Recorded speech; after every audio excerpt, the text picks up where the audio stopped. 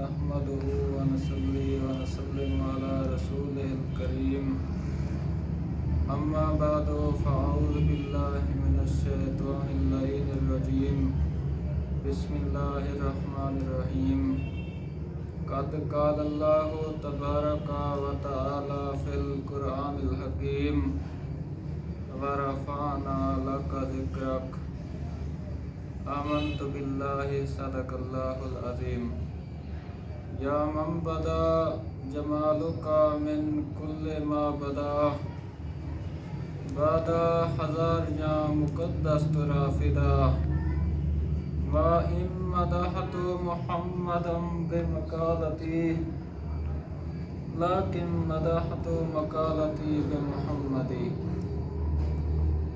یا ایھا العباد علی صدر الانام صلو وسلموا علی آلہ وصحابہ الکرام سلموا یا قومنا بل صلو علی صدر الامین مصطفیٰ ما جاء الا رحمتا للعالمین۔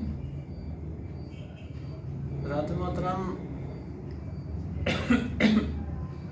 آج کا جو ہمارا موضوع ہے وہ یہ ہے کہ اللہ تبارک و تعالیٰ نے نبی کریم صلی اللہ علیہ وآلہ وسلم کو سب سے زیادہ شان کیوں عطا فرمائی۔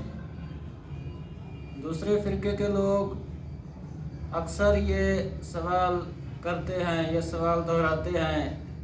یہودی کہتے ہیں ہمارے نبی موسیٰ علیہ السلام کی شان سب سے زیادہ ہے، عیسائی کہتے ہیں ہمارے نبی عیسیٰ علیہ السلام کی شان سب سے زیادہ ہے۔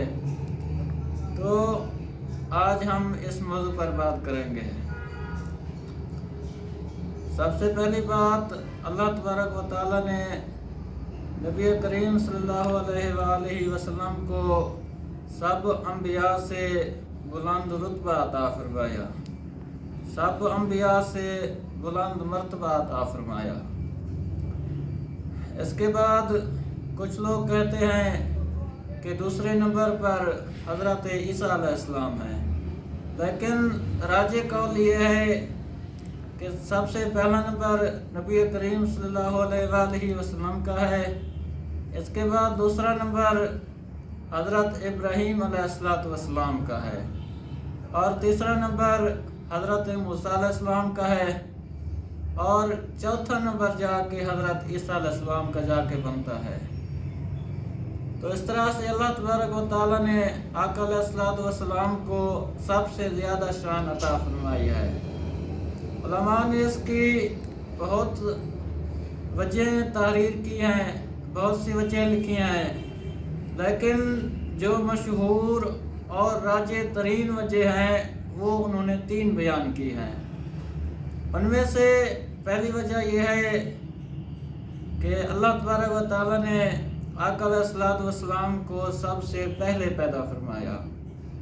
حضرت جابر کی مشہور حدیث ہے، نبی کریم صلی اللہ علیہ وآلہ وسلم نے فرمایا کنت نبیا و آدم بین الروح والجسد، کہ میں اس وقت بھی نبی تھا جب آدم علیہ السلام روح اور مٹی کے درمیان میں تھے۔ دوسری بات یہ ہے کہ حضرت آدم علیہ السلام کے بیٹے حضرت شیث علیہ السلام نے حضرت آدم علیہ السلام سے پوچھا کہ اے ابا جان، اللہ تبارک و تعالیٰ نے سب سے زیادہ شان آپ کو عطا فرمائی ہے یا اس خاتم النبیین کو عطا فرمائی ہے جس کا ذکر آپ کرتے ہیں؟ تو آدم علیہ السلام نے فرمایا کہ یہ بات حق ہے، یہ بات ٹھیک ہے کہ میں پوری انسانیت کا باپ ہوں۔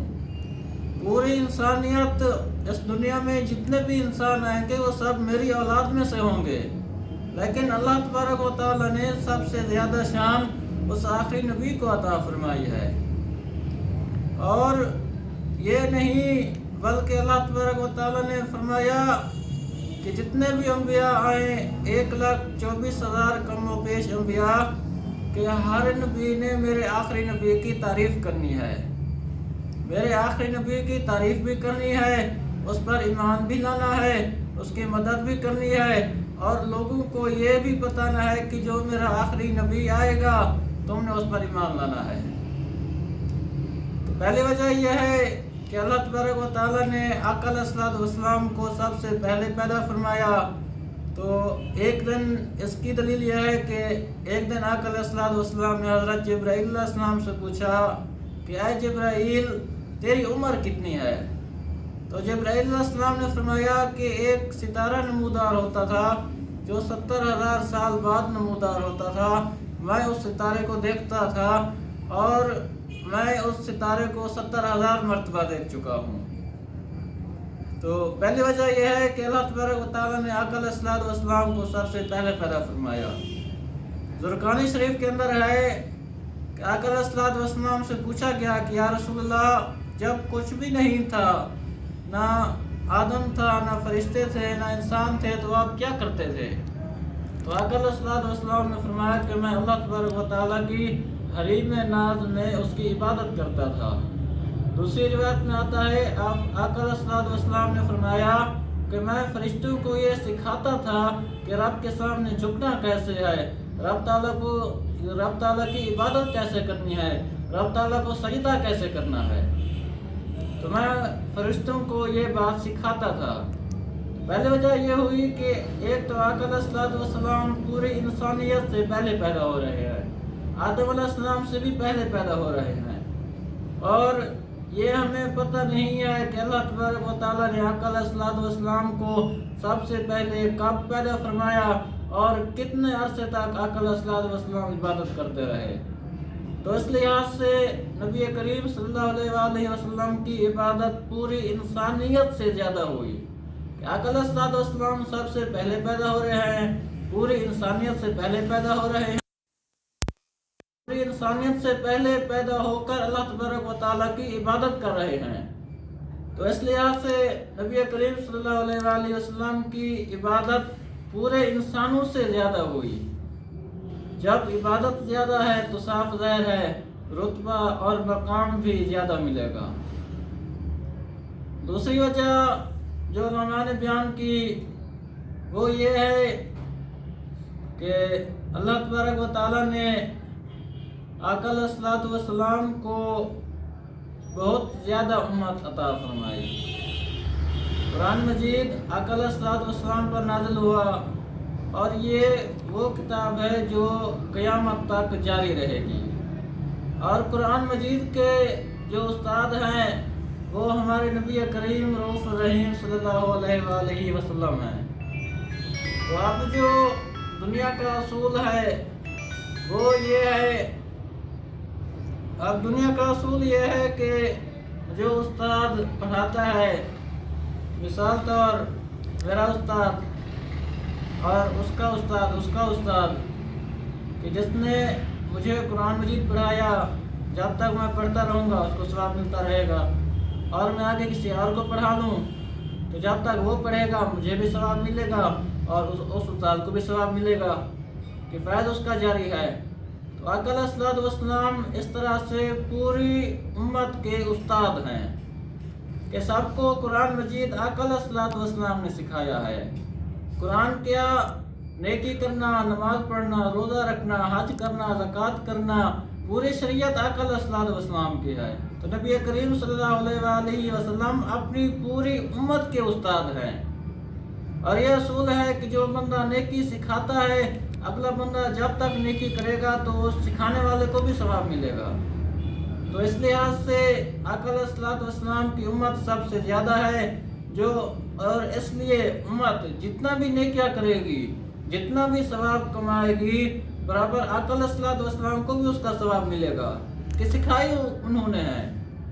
اگر وہ سکھاتے ہوئے نیکیاں کرتے ہی نہ، آپ اس طرح سمجھ لیں کہ سب سے پہلے جو قتل ہوا تھا وہ حابیل نے قابیل کو مارا تھا، اس کے بعد جتنا بھی قتل ہوں گے اس کا گناہ آدم علیہ السلام کے اس بیٹے کی طرف بھی جائے گا کہ قتل کی بنیاد اسی نے رکھی تھی۔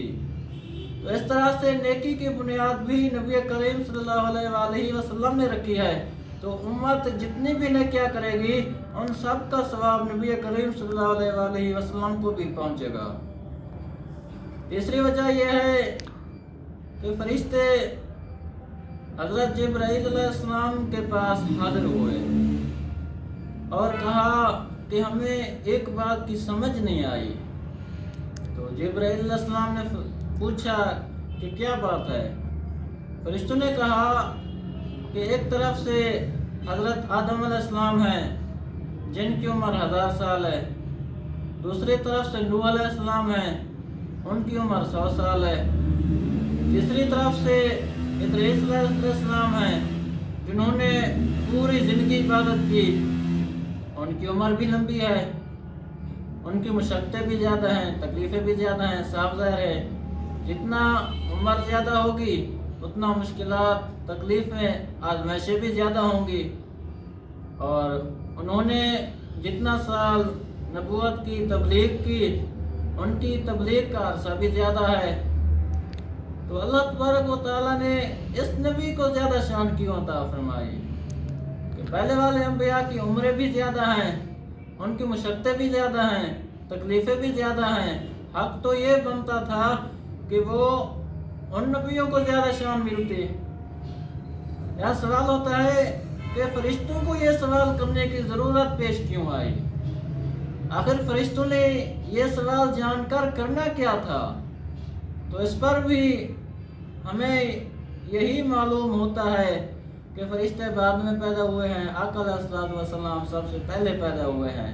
اب آقا علیہ الصلوۃ والسلام نے جو سب سے پہلے اللہ کی حریم ناز میں عبادت کی تھی وہ فرشتوں کو پتہ نہیں ہے، اس لیے تو یہ سوال کر رہے ہیں کہ فرشتے دیکھ رہے ہیں دنیاوی زندگی، اور آقا علیہ الصلوۃ والسلام نے پہلے بھی عبادت کی، پہلے بھی وہاں رہے، دنیا میں بعد میں تشریف لائے. اللہ تبارک و تعالیٰ قرآن مجید میں بھی اس کی طرف اشارہ فرماتا ہے.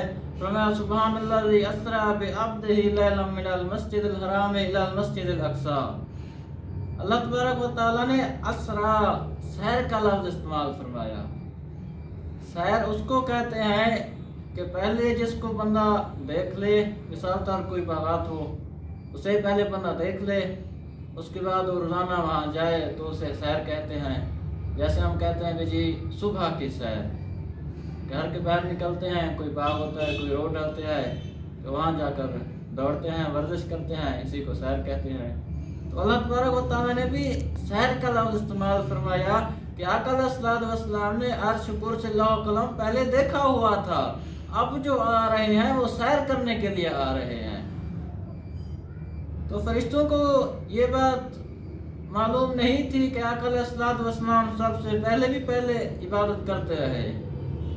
تو پھر خدا تو خدا ہے.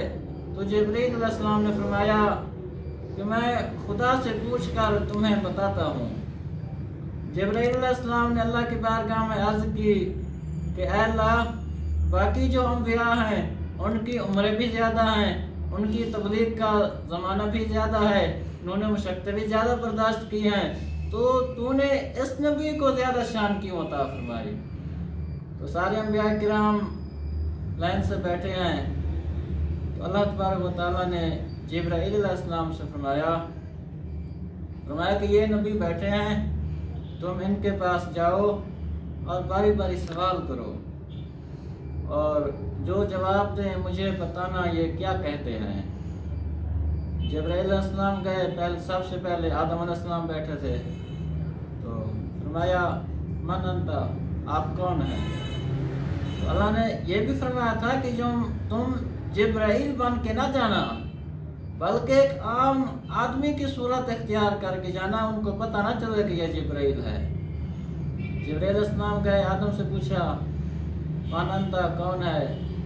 جواب ملا انا آدم و صفیہ اللہ. صفی کا معنی ہے چنا ہوا، کہ میں آدم صفیہ اللہ ہوں، کہ اللہ تبارک و تعالیٰ نے مجھے چنا ہے.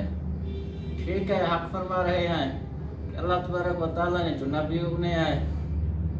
اب موسیٰ علیہ السلام بیٹھے ہیں، پوچھا من انتا، فرمایا انا موسیٰ کلیم اللہ، میں موسیٰ کلیم اللہ ہوں. کلیم ہے کلمہ یکلم و تکلیم، اس کا مصدر کلیم آتا ہے، اس کا معنی ہے کلام کرنا. کہ میں وہ موسیٰ ہوں جس سے اللہ تبارک و تعالیٰ نے خود کلام فرمائی ہے. ٹھیک ہے، حق بات ہے، اللہ نے کلام بھی فرمائی ہے، کہہ بھی ٹھیک رہے ہیں انا موسیٰ کلیم اللہ، حق بھی ہے. تیسرے نمبر پر عیسیٰ علیہ السلام کے پاس گئے، من انتا، میں نے جواب دیا انا عیسیٰ روح اللہ، کہ میں عیسیٰ روح اللہ ہوں.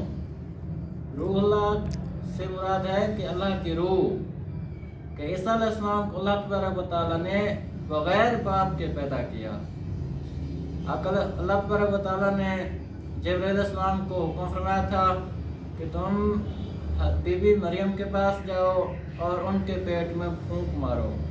تو ٹھیک ہے، حق ہے، عیسیٰ روح اللہ ٹھیک فرما رہے ہیں. آخر میں نبی کریم صلی اللہ علیہ وآلہ وسلم بیٹھے ہیں. تو جبرائیل علیہ السلام نے آپ سے پوچھا من انتا، فرمایا انا یتیم، کہ میں ایک یتیم بندہ ہوں. کہہ سکتے تھے، صفی اللہ بھی کہہ سکتے تھے کہ پوری انسانیت میں سے سب سے زیادہ شان کے لیے اللہ تبارک و تعالیٰ نے نبی کریم صلی اللہ علیہ وآلہ وسلم کو چنا ہے. یہ بھی کہہ سکتے تھے انا صفی اللہ، کہ میں رب کا چنا ہوا ہوں. انا کلیم اللہ، یہ بھی کہہ سکتے تھے کہ موسیٰ علیہ السلام سے تو اللہ تبارک و تعالیٰ نے اوپر بیٹھ کر کلام اللہ فرمائی ہے، اور میرے نبی کریم صلی اللہ علیہ وآلہ وسلم کو اللہ تبارک و تعالیٰ نے خود بلا کر کلام فرمائی، خود عرش پہ بلا کر کلام فرمائی. تو کلیم اللہ بھی کہہ سکتے تھے، حق تھا. روح اللہ بھی کہہ سکتے تھے، سارا کچھ فرما سکتے تھے، اپنی شان کو بھی ظاہر کر سکتے تھے. لیکن فرمایا نہیں، میں اس رب کا یتیم بندہ ہوں.